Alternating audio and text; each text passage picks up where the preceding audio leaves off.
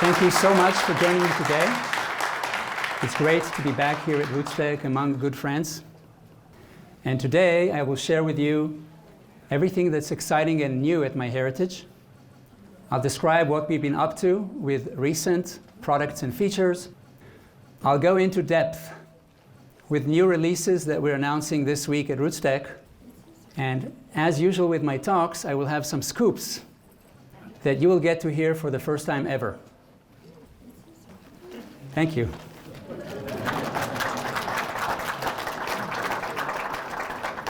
Well, I'm Gilad Japhet, founder and CEO of MyHeritage. And the template calls for a photo, but I'd rather use these two, which are personal favorites.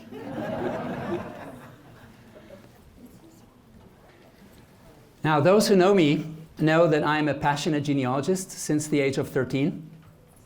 And I indulge in genealogy whenever I can. I enjoy it. It advances my personal family history research, but it's also good for my heritage, because when I get the chance to do it, I usually come up with new ideas that can help my heritage and all the users. So it's a kind of win-win, and today will be no exception. The amazing personal discovery that I've made that I will share with you is very recent. It's about a month and a half old, and I'm still shaking from excitement. And I'll give you a little bit of a spoiler about what it's about. It's about using, perhaps for the first time in the world, DNA extracted from artifacts to discover siblings, half-siblings that were previously unknown to me of my great-grandmother, and from a branch that I thought I knew everything about. So this is going to be very interesting. Let's dive in. What you see here is a kind of chart, the MyHeritage Sun chart, that displays descendants in the most compact way possible. I invented it with my colleague Uri Gonen after doing research on the Jewish community of Corfu. This is based on an ancient technique of a family tree with some optimizations and photos. And it shows the descendants of my paternal family that I thought I knew everything about. You see that it's well researched, it has all the photos of all the people, but little did I know that there is much to be discovered. Now, this is about my beloved grandfather, Chaim Pat. I've had a big talk about some discovery related to him at the MyHeritage Live conference in Oslo in 2018. And I never got to test the DNA of my grandfather because he died in 1985. And this is years before consumer DNA testing became available. But I've always wanted to test his DNA. And why? Because I get closer, and if I could, then I would get DNA matches and a very strong signal to find new relatives of his, 4 times stronger than any matches that I would get for myself. So I'm highly interested in making available to all of you and to all MyHeritage users the technique of artifact DNA extraction, especially from stamps and envelopes, because a lot of us have kept letters that our ancestors have written. And when they licked the stamps, they were not lazy. The stamps are like a time capsule that amazingly preserves their DNA. I was in touch with a top expert in this subject matter who specializes in extraction of archaic DNA, thinking that if DNA can be extracted from skeleton that are thousands of years old, definitely from stamps that are 50 or 100 or 140 years old. And I wanted my grandfather to be the first to try this on. I located this booklet of stamps for Social Security. When you pay your dues, you have to fix a stamp. And I assumed that he wasn't lazy and that he licked them himself. This booklet is from 1971. I sent off the page to the expert and waited very impatiently for the results. The results were a huge success. The fantastic science team at MyHeritage was able to take the data file that was in a completely strange and different format and manipulate it so that it can be loaded to MyHeritage as if my grandfather swabbed his cheek yesterday. Thank you. I could not tell that this is an ancient sample, and you can see here the matches with my uncle and my father, who are the two sons of my grandfather, and with myself at more than 24% with me. And the match with my father here, the second one, is special because I also could not test him. He died in 2013. And I managed to extract his DNA from this envelope that he sent in 1951 from Paris to the family. So we're talking more than 7 years old. The DNA was extracted perfectly. But I'm going to talk about my grandfather's DNA in this case. So what do? You look at all the top matches looking for surprises. All the top matches of my grandfather were as expected, matching a lot of relatives that I've arranged to have their DNA tested, except for a mystery match. For privacy, I've not included the name of this person, but he matched my grandfather at 2.7%, 190 centimorgan.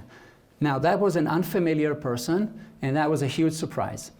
And he was in his 40s, which means that his father or mother would match my grandfather at more than 5% of DNA, and their parent would be almost like a first cousin. What's going on?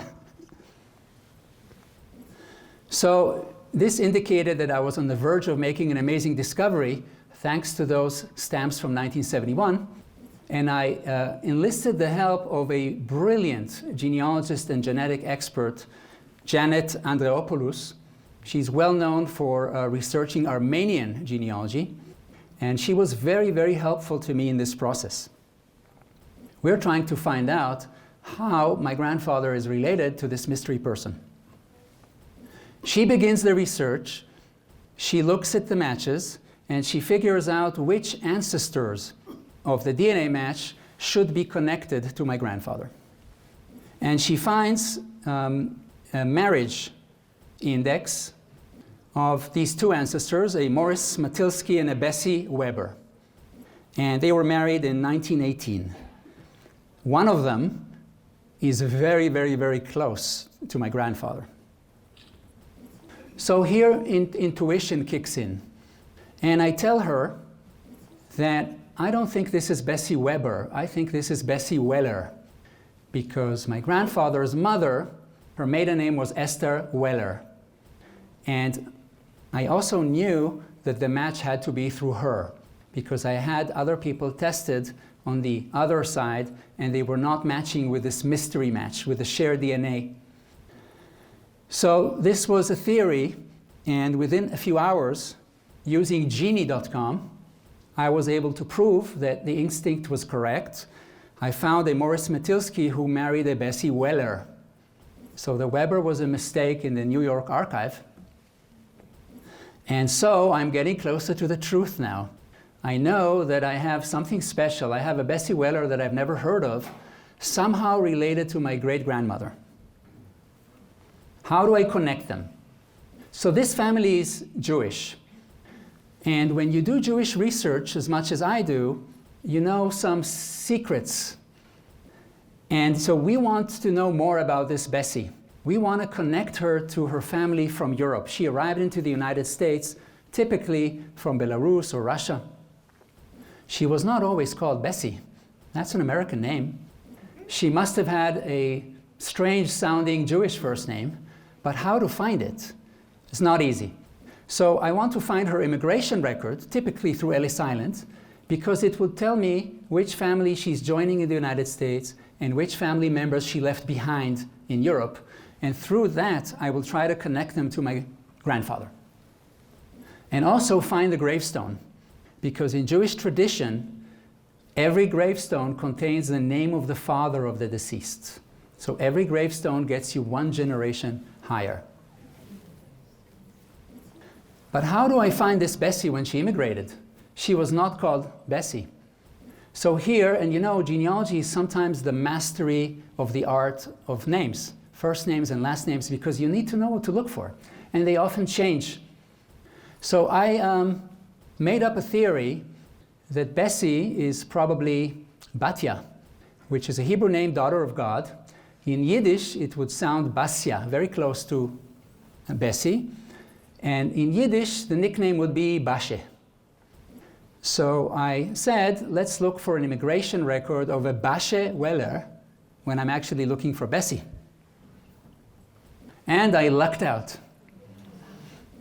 I go to MyHeritage to the immigration records, I look for a Bashe Weller, and I find someone who looks like the right person. And she immigrated in 1908, and she was joining her father, Mordecai Weller. Mordecai is Mordecai, who was already in the United States. And I've never heard of Mordecai nor of her. But I'm getting very, very close now to my grandfather. Then I continue, and on Find a Grave, I found the gravestone of this Bessie Matilsky. Unfortunately, nobody photographed it. And so I don't have the father's name, and very little additional information to go by. So I tell my partner, Janet, we need to find this Mordecai because he's closer to the source. And she suggests that maybe he was buried next to his daughter, Bessie. So she looks at who else from the Weller family is buried in the same cemetery, Mount Zion in New York, and she sends me a couple of suspects. I tell her I'm suspecting Max Weller. Why? Just because the first name of Max and Mordecai is the same letter, M. And when the Jews arrived into the United States, they wanted a new name that would sound natural, but had some similarity. Now, if you're Mordecai, well, you could be a Morris, but he thought Max was good. And I found that they were buried in the same subplot in the cemetery, which is usually indicative that they come from the same Jewish society. In this case, the society had only 15 members. So Max was a pretty good bet. And Janet, being the excellent genealogist that she is, she said, I know the people at Mount Zion. I'll pick up the phone and they will rush and take photos for us of these folks. So sometimes genealogy needs to go offline and then come back online. Janet gets it done and gets the photographs and sends them eagerly to me. And she writes, I'm curiously awaiting your response. Probably she can't sleep right now from excitement. I look at the photos and I'm dumbstrucken. And I write to her, we have winners, bravo. All the theories proved correct.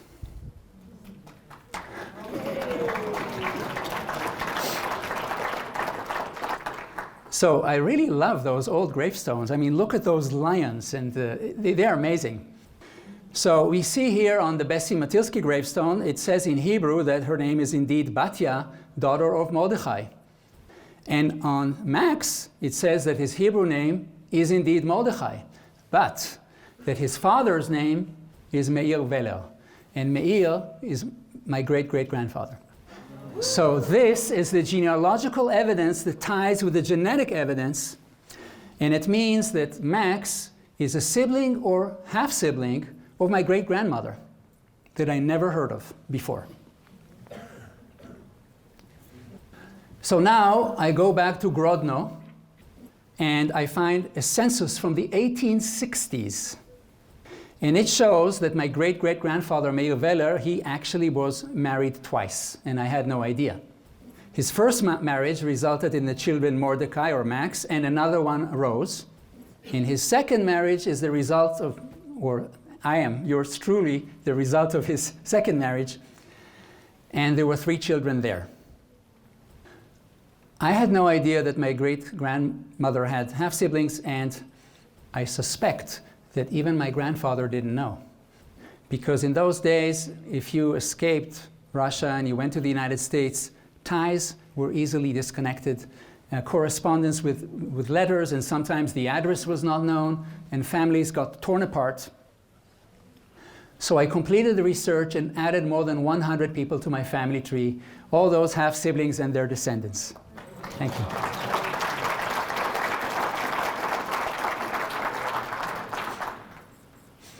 I also researched that Rose, which was the other half-sister, and I found a descendant who was a MyHeritage user. And I surprised him and I said, "Hi, I'm the CEO of MyHeritage. Welcome, third cousin." And I sent him the oldest photo of the family, it's a pity I didn't include it, of the Wellers, of my side of the Wellers, not his, which were the more ancient ones. And he sends me back a very heartfelt response. And he said he's quite a surprise to get my email. And he never researched that far. He grew up as an only child. He didn't have any photos because they were lost in a fire. He said, "I found the information you shared very meaningful, as it gives me a greater sense of connection to my past and the possibility of even learning more about my ancestors. And thank you so much, and I hope we can keep in touch." So this is really the beauty of genealogy. And I'm sure you're all having this experience on a weekly or monthly basis. So my conclusions from this, other than that Janet is a rock star genealogist, is that genealogy really is a never-ending quest and a source for joy. Always, never stop, always keep researching, because there's always a new and exciting discovery waiting for you. And, if I may add, artifact DNA testing is going to revolutionize genetic genealogy. I'm going to work to make it available to you. Stay tuned for developments.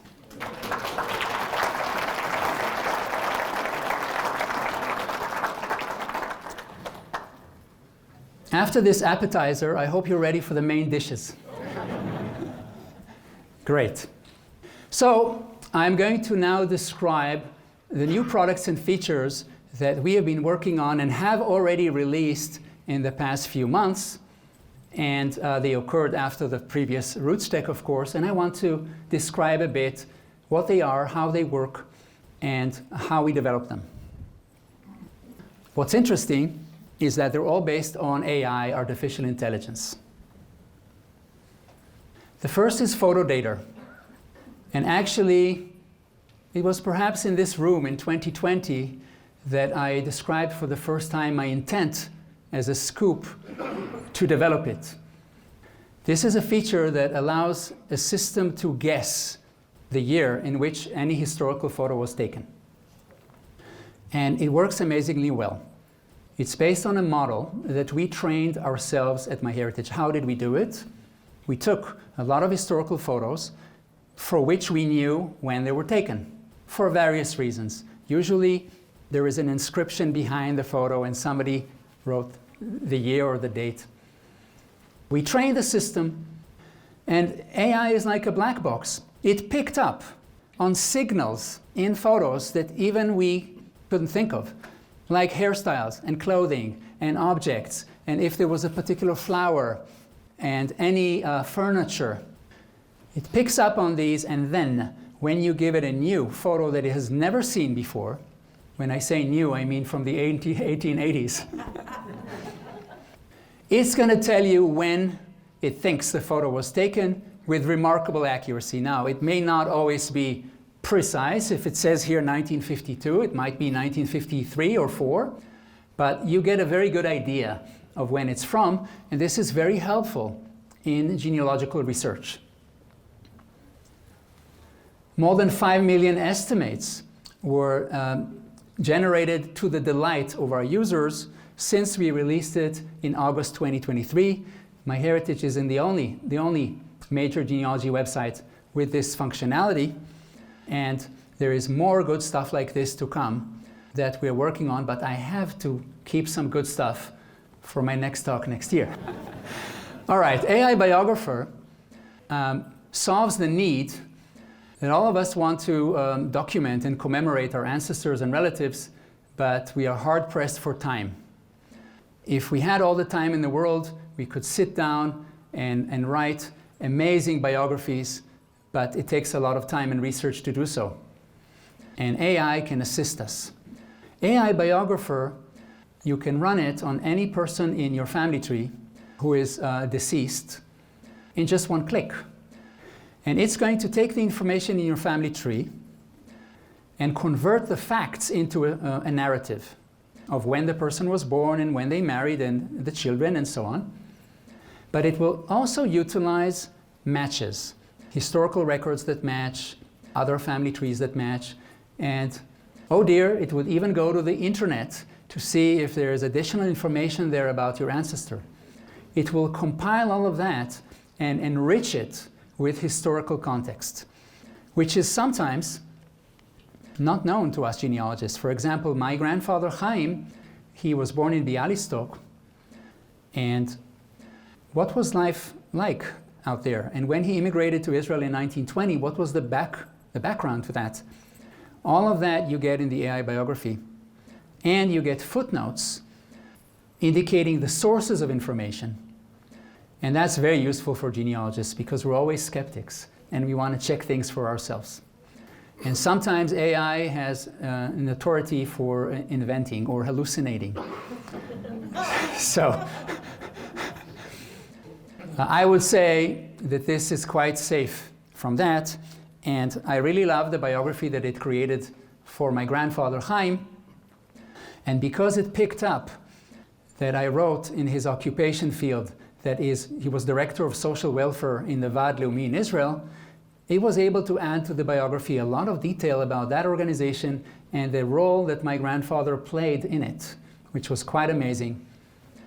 And so 115,000 biographies were created and saved for posterity in the last 2 months.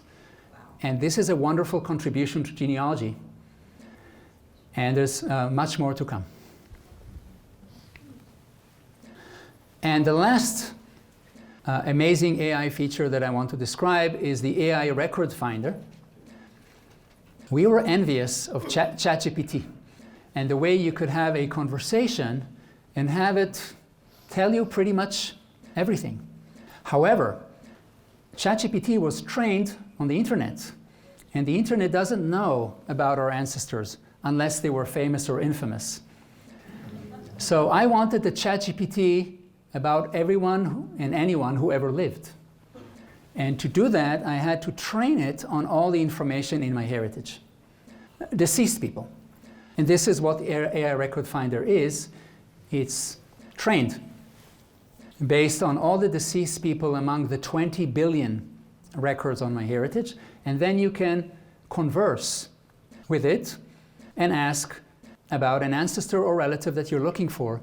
And it's going to ask you back which country or which city, if it needs to disambiguate between several candidates that it knows it has. So think of it as a guided conversation, really good for beginners. You guys are experts with search forms, but for beginners, just having a conversation is wonderful. It is still in beta, and we're looking for ways to make it even smarter and better. This is still in experimental mode, but already 500,000 conversations have been had, and we are improving it constantly. AI Record Finder and AI Biographer are just 2 months old. So we've done a lot since then. And so what I'm going to describe now are completely new products and features that we announced this week at RootsTech today and yesterday. The first are the new profile pages enriched with hints. Profile pages are among the most popular pages on MyHeritage. You visit a family tree and you click on someone, any individual, and the profile page gives you all the information. Nothing can be more basic than that. And we decided at MyHeritage that we need to balance our passion for innovation and AI with a counter motion to go back to the basics of genealogy and take the most essential and core elements of genealogy and do them better. And we call it within the team the back to basics approach. And when I did the research on my grandfather with the stamps, I sent the team back 30 suggestions for improvements that are going to keep them busy for a while. And where do you start the back to basics? With the profile page, the most important page, which users were telling us was not good enough, didn't have all the information, wasn't fast enough, and we needed to make it better. And this is the result. It's beautiful, it is rich with information, and it has some amazing new features. How do you find the profile pages? They say that all roads lead to Rome. So all the roads will lead you to the profile pages, but I will just mention two of the popular ones. When you visit in the family tree and you click any individual, the panel will open on the left side, and then there is a clear icon to visit the profile and get all the information. I marked it in the green arrow. And another popular way is when you use our search engine for records, and it includes also tree profiles.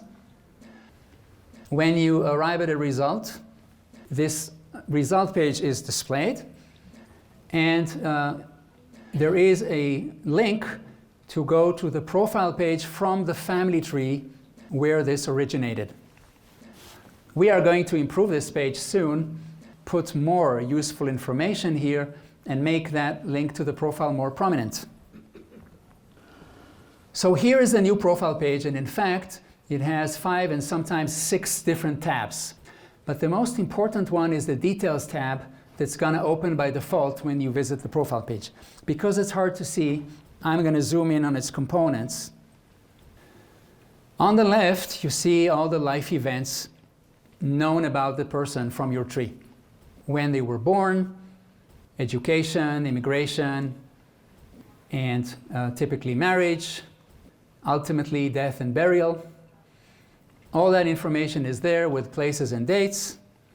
On the top right corner, marked in red, are all the sources of information, all the records that have been used to compile this information. So whenever you confirm a match, it goes there as a saved record.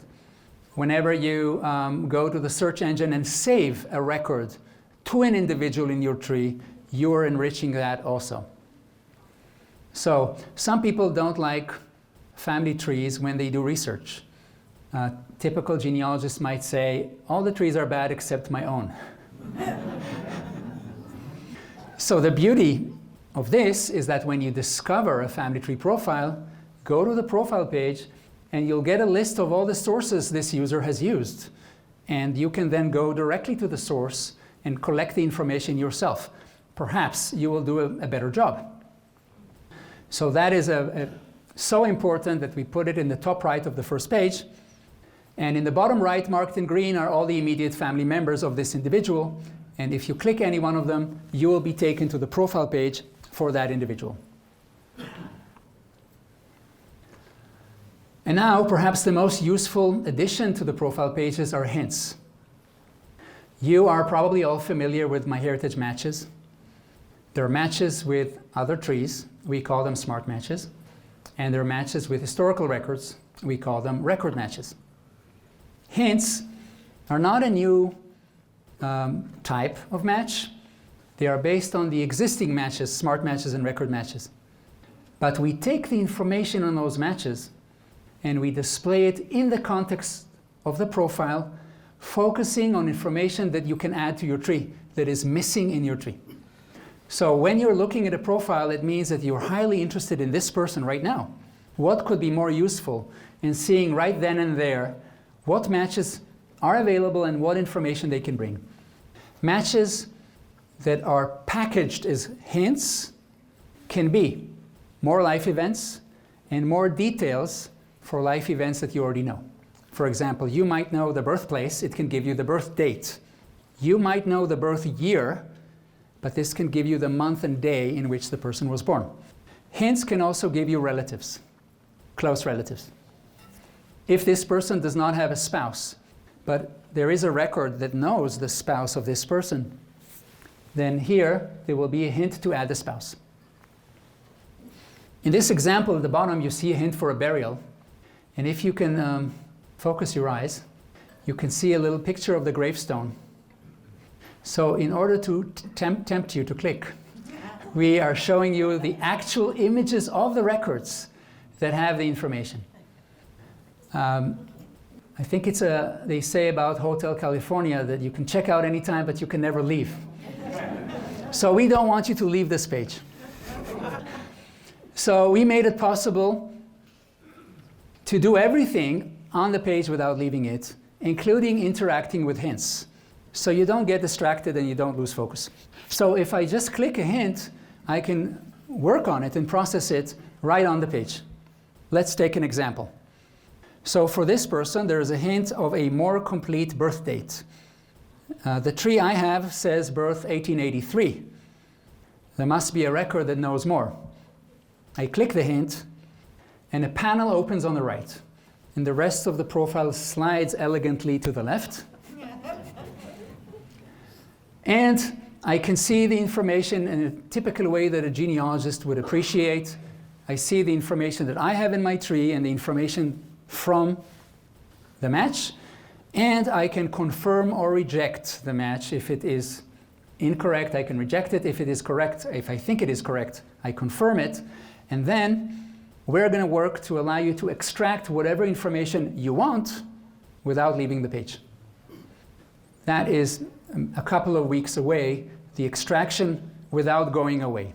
So just for now, you are taken to another page. I'm sorry, to complete the extraction, but in 2 weeks we will, or so, we will complete it. My colleague Uri Gonen is probably shocked that I'm making these promises on his behalf, but raise your hand, please. Uri deserves most of the credit for this work.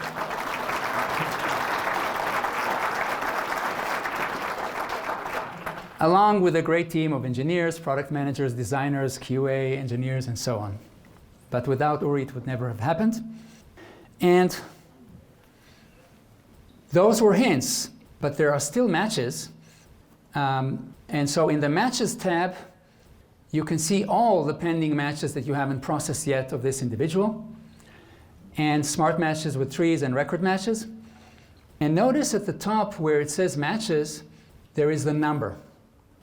What I don't like on some websites is that there is a tab that says photos, and you click it and it's empty. Next time, you're never going to click. So we tell you where there is content that's worth visiting with those numbers. So I can see before I even go into the matches that there are, in this case, 12 matches that are waiting for me. And I'm going to go and process them. And again, it's Hotel California. We don't want you to leave. So when you click a match here, a panel will open, and you can review it, confirm it, and soon extract all the information that you want into your tree without leaving, so you can work very consistently on this profile until you are very happy with it. Then you come next month, and there are more hints and more discoveries. And then the biography tab. There are 3 types of biographies that can be here. One is the new AI biography. We give you a button, you click, and it gets created for you. The second is a kind of automatic life story, which is just a bit of narrative from the facts and life events. It's there so that you won't be empty-handed, and it tells you a little bit about this person, but the AI biography is richer. And the third is biography notes, and this is where you can let your creative freedom roam, because that's the only one that you can actually edit. So you can add, for example, anecdotes, stories, complete write-ups. You can put them in the biography notes. So all the biographical information is in this tab. And if you already generated an AI biography for this person, it will be displayed right here. You don't even need to click anything. It's displayed for you right in the biography tab. And then there is the Photos tab that shows all the photos of this person. You probably by now know all about my grandfather, Chaim. So some more photos of him. And from here, you can click any photo to see all of it and all the information about it. And you can add more photos of this person if you want. There are other tabs that I won't go into, like sources and citations, and also DNA. if you're managing a DNA kit for this individual, there will be a DNA tab giving you quick access to the DNA results, the ethnicity of the matches of this person. Very convenient.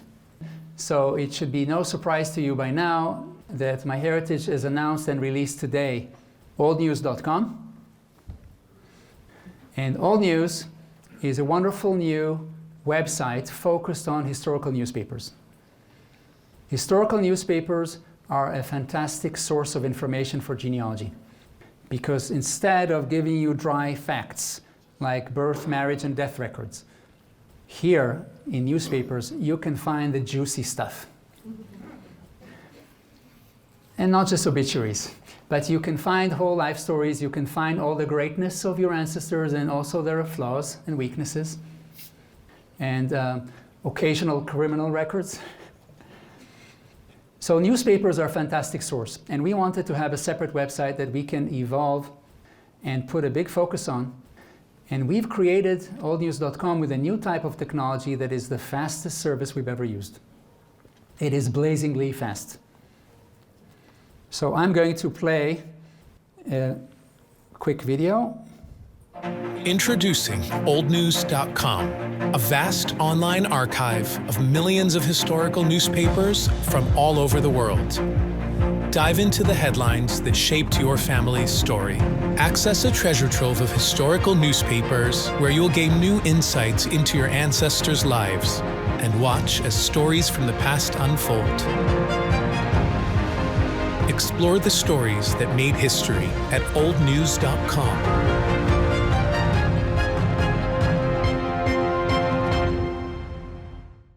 So the goal of Old News is to be a magnificent website for historical newspapers internationally. And already today, the first day of its launch, the website is in 11 languages, and it has historical newspapers from 8 countries.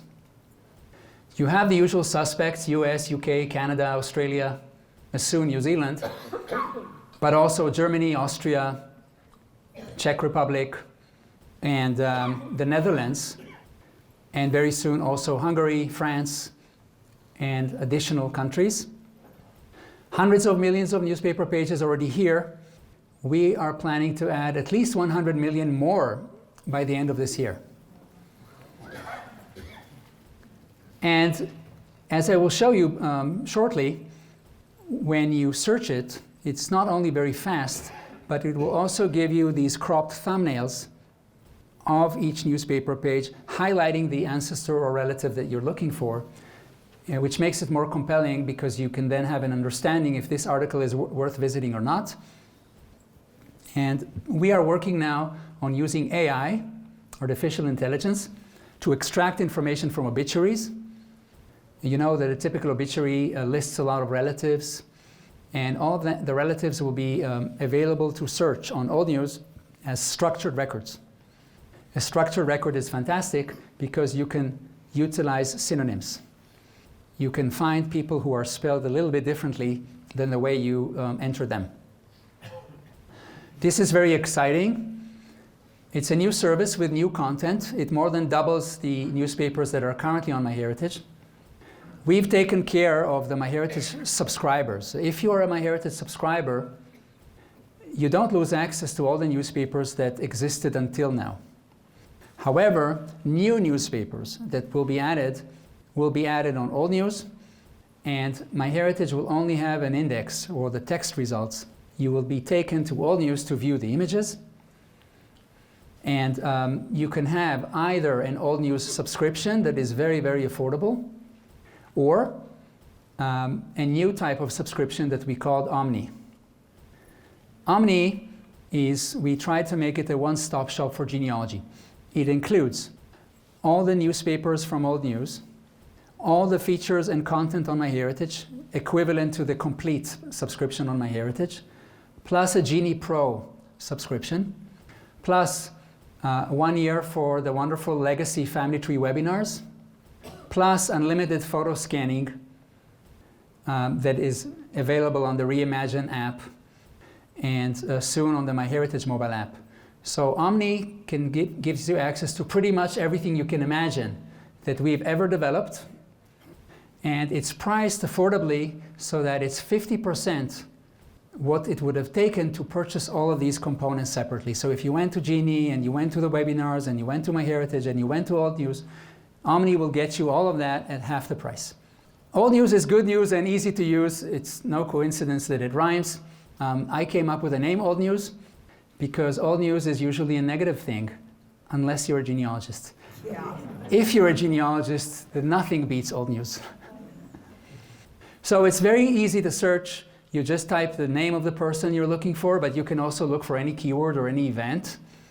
If you want, you can focus on a year or a range. And if you're focused on a place, you can enter the place where the newspaper was published. So if you want to search German newspapers, you can just type Germany as the place, because it's place of publication, not the place of the event that you're looking for. And then quickly you get the search results and the images that I described from each article, and also a text snippet. And then you just click any article you want, and you can see the full page. And from here, you can quickly obtain the OCR, the optical character recognition text of the article, which you can then copy and take if you want. You can download the image, and you can print it. You can zoom in and out and play with the brightness and contrast. And soon, in 1 or 2 clicks, you could save this to an individual in your MyHeritage family tree. Because All News and MyHeritage are kind of sister websites, half siblings. And they are based on the same account system. So if you have an account on MyHeritage, you use the same username and password for Old News, and it just asks you if you're okay in creating the Old News account and logs you in. You don't need a new set of email address and password, and if you sign up first to Old News, you can then use that on MyHeritage as well. And Old News even supports 2-factor authentication if you're very, very interested in protecting your privacy. I mentioned that one of the benefits of the Omni plan is unlimited photo scanning. So I want to remind you that we have a photo app for mobile called Reimagine. And it has a very powerful scanner.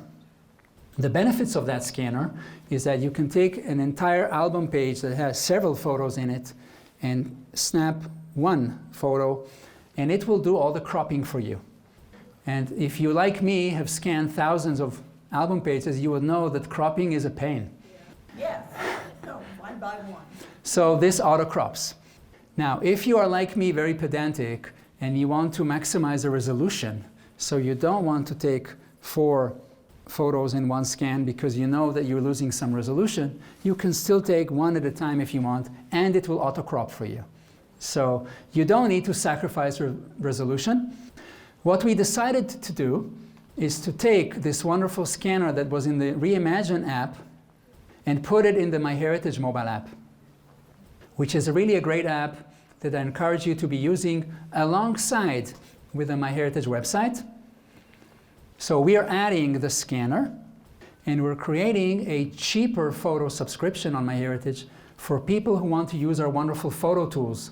So I'm going to play another video showing the capabilities of the Reimagine app, and now I want you to imagine all of that in 2 more weeks, or 3, coming into the MyHeritage mobile app as well.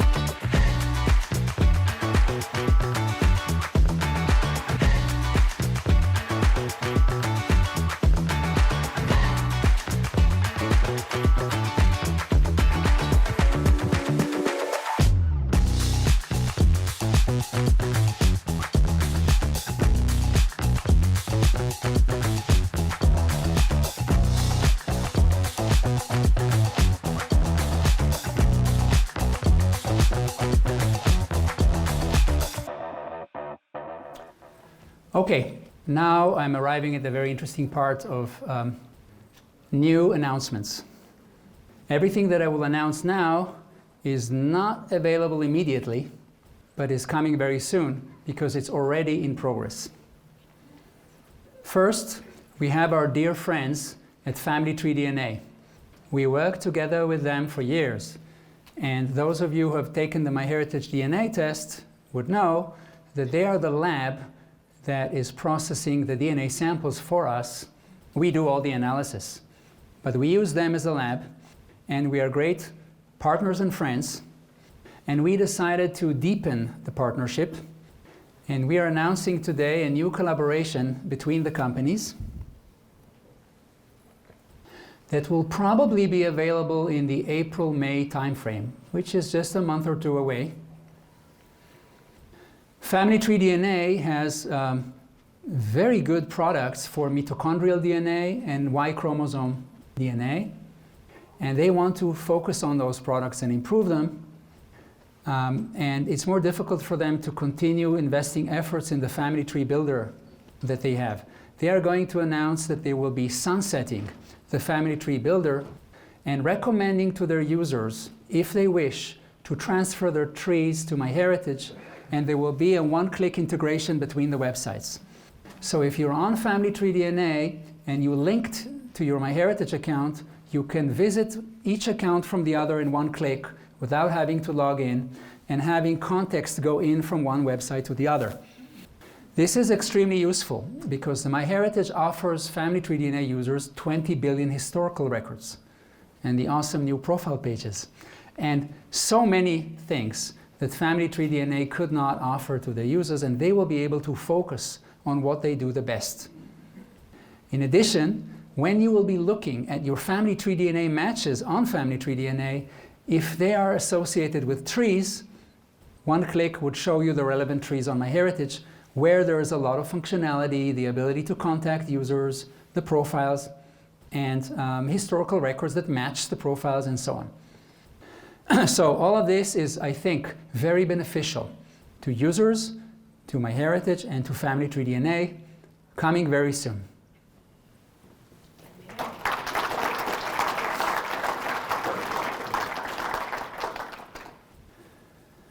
You know that there have been some security threats on DNA data, and security has become paramount for all DNA companies. And now they are requiring you to have two-factor authentication, which are these confirmation codes that are sent via an authenticator app or via email and sometimes other methods. That has made it difficult for people to share their DNA results with experts, because people had sometimes the bad habit of giving someone the password to their account, typically to a DNA expert like a DNA angel. And so we decided, based on a lot of feedback and requests that we got from the community, to quickly give people the ability to securely share DNA results with another user of MyHeritage, typically an expert user. And they will also have access to your tree, so they can do the research for you if you wish. And this is all going to be safe and secure, available by the end of this month, based on popular demand.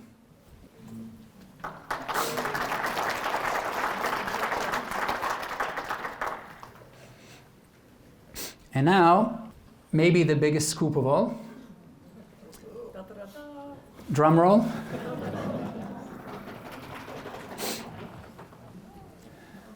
The long-anticipated Ethnicity Estimates 2.0 are coming soon to MyHeritage this June of this year. Amazing ethnicity results, much better than what we had before. Now, serious genealogists like you don't always pay a lot of attention to the ethnicity and put more importance on the matching. But the ethnicity is important, especially when it is tied to DNA segments. And if we could tell you, and if you have, for example, minority DNA, if you have a little bit of American Indian or a little bit of African American ethnicity, if we can tell you for each segment which ethnicity it is, you can then find the matches that match you on that segment. And you know exactly which branch of the family they're from. So ethnicity, in fact, has a lot of importance for genetic genealogy if it's done right. We have received a lot of criticism on our previous ethnicity, which I must admit was not great. So much so that we never dared to call it version 1.0. So the current ethnicity we have, we call it 0.95. And we developed it in 2016 and never improved it since. And now, after 2 years of very, very extensive research by our science team, we are proud to soon be bringing you Ethnicity Estimates 2.0, where we increase the quantity and the quality of the percentage-based ethnicities. In the ethnicity estimates, there are two aspects: the percentage-based and the genetic groups, of which we have 2,114. This release is about the percentage-based ethnicities. We are dramatically improving their accuracy, but also their quantity going up from 42 to 80. This means better resolution. This means that if previously we told you that you were Scandinavian, now we will tell you Swedish or Norwegian or Danish. In fact, I think it's the only ethnicity product that will tell you about Danish ethnicity. If you happen to be Jewish, 13 different ethnicities for Jewish people in this product, 5 times more than any other product. And so we put more focus on Europe. And there is a very, very good and strong resolution in Europe. No longer would we tell people that they are Northwestern European without telling apart French and German and Dutch. Now we're able to tell them apart with great accuracy. Now, there are some people in the room whose technical acumen is like Tim Jensen. I would never reach it in my life.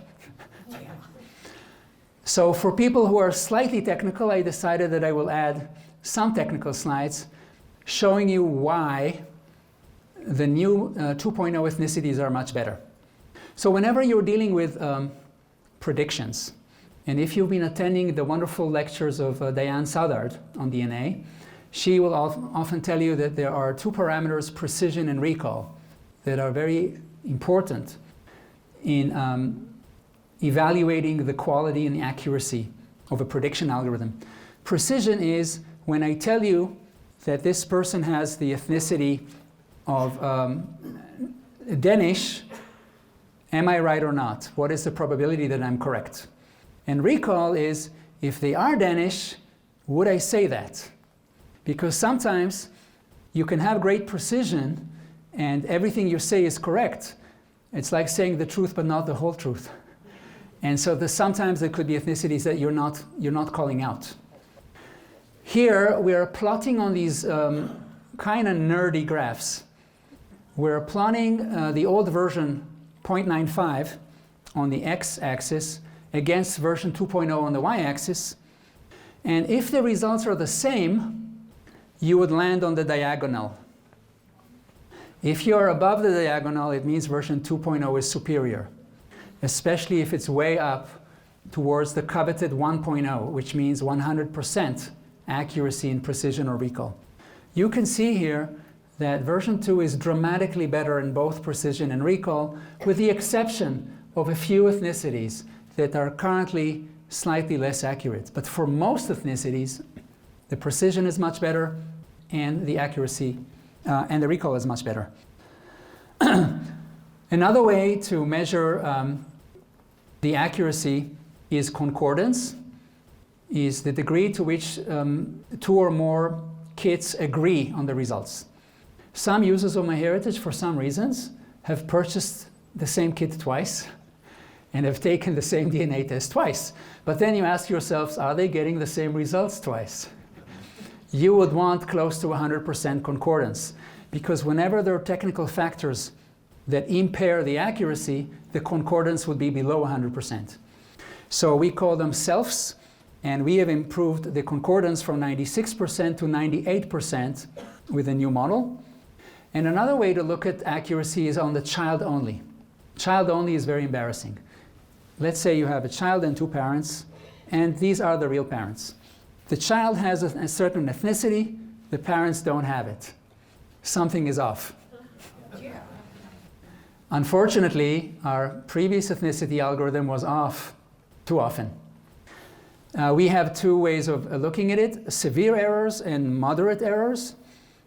Severe errors is when the child has more than 20% of the ethnicity, and the parents on average have less than 5%. Severe errors are down from 9.8% of occurrence to 2.6%. So you have 4 times fewer of these embarrassing incidents. And with the moderate errors, we're down from 23% to 4%. These things happen usually because of phasing errors, which is an algorithm that tries to align the 2 chromosomes and sometimes makes mistakes and constructs segments that are incorrect and then assigns wrong ethnicities to those segments. So we will be working on improving even that further on. But I hope that you can see here that the new version 2.0 is much, much better, and that we're also very transparent in sharing the information. So to summarize, the new Ethnicity Estimates 2.0 will have 80 percentage-based ethnicities versus 42, but the increase of resolution doesn't come at the price of accuracy. On the contrary, the accuracy is much, much better, as you've seen. Every person who will get tested from now on after June will get the new ethnicity results, and all the users who had the old ethnicity will get new for free, updated, if they've tested on the MyHeritage GSA chip, which has been available since the middle of 2019. So if you've tested with us in the last 4 or 5 years, you'll get a free update to the new results as soon as this is rolled out.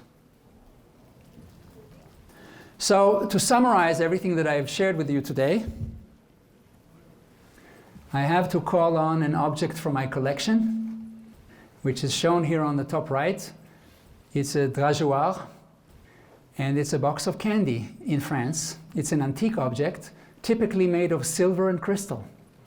I used it because what I've given you is a box of genealogical candy. So we've covered the recent features, all based on AI, the photo data, the AI biographer, and the AI record finder. Hot new releases, the new profile pages with hints, and oldnews.com. And coming soon, the scanner in the MyHeritage app, sharing DNA results with expert users, the collaboration with Family Tree DNA, and Ethnicity Estimates 2.0. And just before I wrap, my team has produced a very interesting documentary about the history of MyHeritage, 20 years in the making. And it's available for you to watch if you're interested in the entrepreneurial perspective of what is it like to start a garage startup from your home and grow it into a lovely company that is helping so many people around the world with their family history. So on the MyHeritage blog, the documentary is there if you want to watch it.